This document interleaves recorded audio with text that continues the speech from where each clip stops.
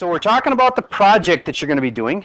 You're going to be making a picture for us, and I'm showing the kids an example of this really cool car sketch.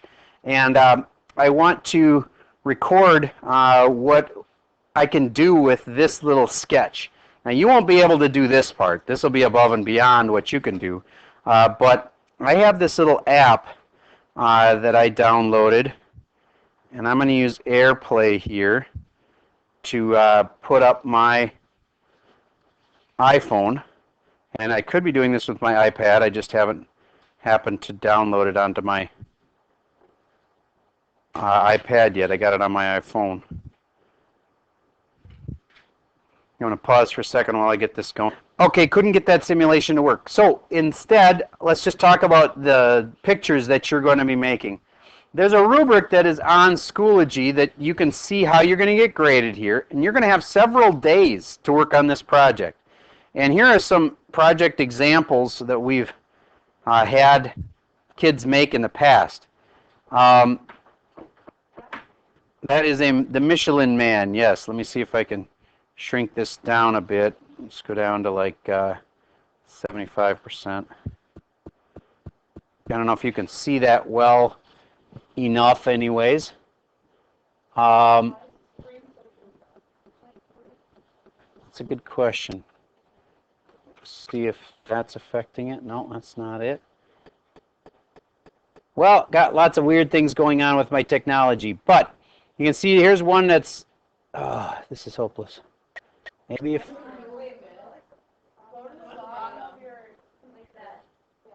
that's a good idea. There we go. That'll help a lot. Okay. This one's a very simple one, and it's got all the equations next to it, this fish example. Maybe if I go up to like 85%, it'll help a little bit. It's got stretched parabolas in it. It's got circles, but this is a really simple one. I'm hoping you go for something better. Things that are like human or like supposed to be alive are very difficult to do. I think it's a lot easier to do things that are like, see, here's the result after you use a computer to graph it, and you're all going to be taking your picture that you make, making equations for it, and then we're going to get a computer to actually graph it for us and make sure that your equations are right. But I think that one of the best things you can do is to try to make something mechanical, because these examples of like ones that are more trying to be like a human, those are very difficult to pull off. But let's say, for instance, I wanted to make a car. It wouldn't be really hard to figure out what is that graph. That's a square root. That's been flipped. Okay, and you can use straight lines in here too. Okay, can you picture how to make that? Remember the circle equation? What if you only wanted to do a half a circle because you thought it looked kind of dumb to have it like that, but you wanted it to only come up like this for the wheel of your car? Half a circle, you solve for y. Do you remember how that looked? It was the square root of, let's say it had a radius of 3, it'd be 9 minus x squared, and then let's say I wanted to move it to the right 2, I go like minus 2 in there. You're going to have to tweak your little equations to get them to look just right, but you see how that would be a half circle? This would be a square root. Let's say I did another square root that started here and went up like that. Oh, wait, up to here maybe. And that square root can be part of my windshield. Then I could do a straight line like this that ends off my windshield. Maybe I want to put in a door here. That could be a stretched up square root. Maybe I want to put a little scoop on the back, another square root like this. You can have straight lines. Maybe another wheel like this. So I'm just sketching a really rough car. Then that is like 5 seconds worth of work. You got several days. You imagine using a V shape for the back of your car like this. What makes a V shape like that? Absolute value. This is again a stretched square root. This could be another part of an absolute value going like this. Now one question people ask once they start thinking about this is, don't square roots go on forever? So, I mean, why shouldn't this thing just keep going like this on a computer? Why wouldn't it just keep going?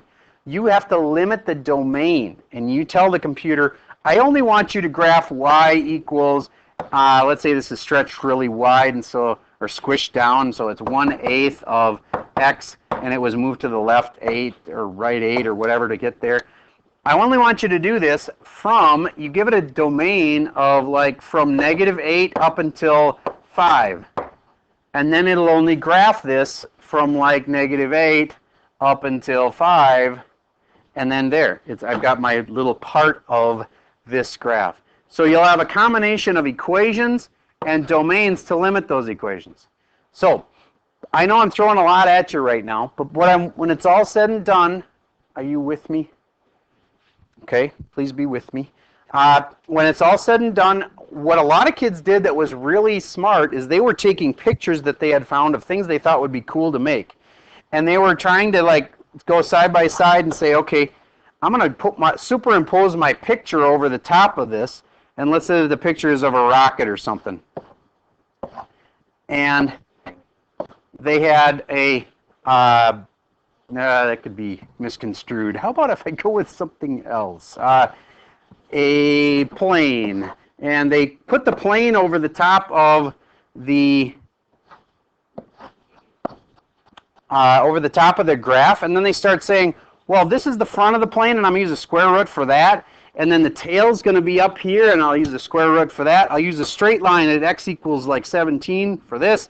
And then I'll limit its range, and I'll limit its range so that it touches only to right there.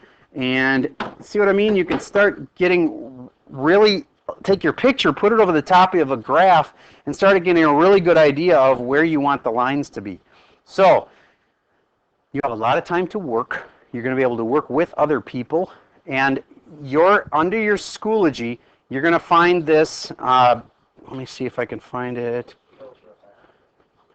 GeoGebra app is an option. You can play with that if you want to. Can you work alone? Yes. And here's the folder you're going to be looking for, Transformations Project. They got examples in there. We have digital graph paper, so if you want to use your iPad to make the picture, you can. GeoGebra, we're going to be doing in the computer lab, so I wouldn't mess with these directions because they're specifically for the computer lab. And then lastly, here is like everything you need to know to turn it in, and even the grade, its grading scale is in there. Like for instance, you're going to be able to get all 8 out of 8 points as long as you do what it says. You have each type of parent function showing up at least twice. So you have to have 2 circles. You have to have 2 semicircles. And you can, if you really are annoyed by that, put your 2 semicircles together and make another circle. An absolute value, you have to have 2 of those. Maybe you have 2 overlapping like this. That makes kind of a cool pattern. Square root, you need 2 square roots, maybe one like this. Square roots are really versatile, by the way. If you make them super flat, they look almost like a straight line. You stretch them out.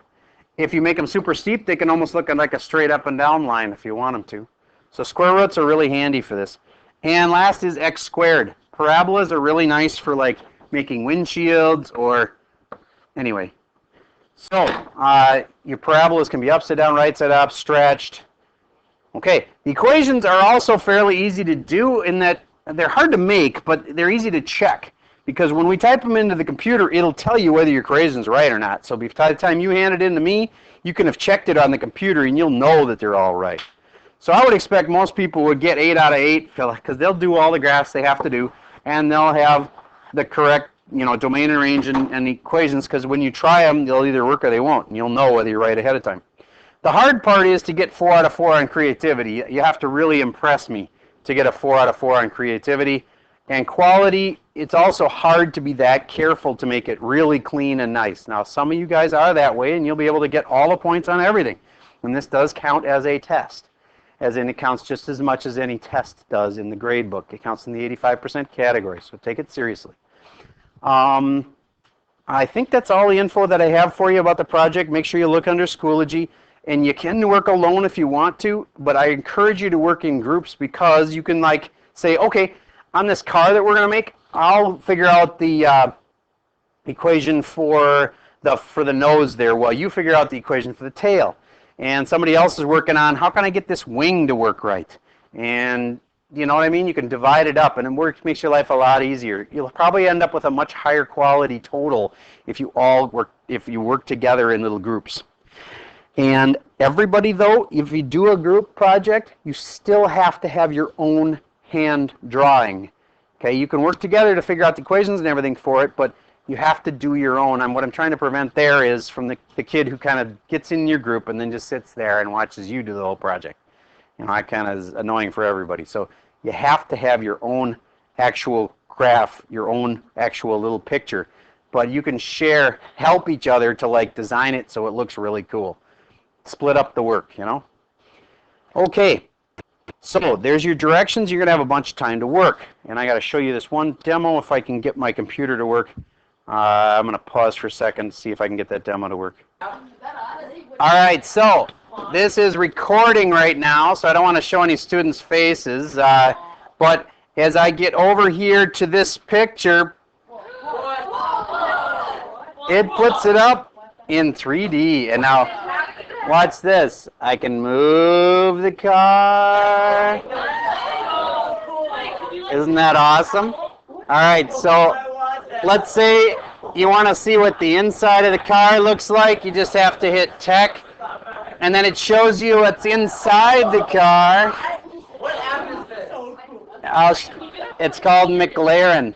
And now next I'm going to hit, I want to go into race mode, so look at the tail section of the car after I hit race mode. Look at that, look at it, see it? It's standing up, and then you can give it a little bit of airflow over it like it's in a wind tunnel, and gives you the illusion of speed. You can even pick this thing up and bring the car with me, turn it like this way. It's augmented reality. Isn't that awesome? Now your drawings won't be able to do that until you're older and smarter. All right, lunchtime.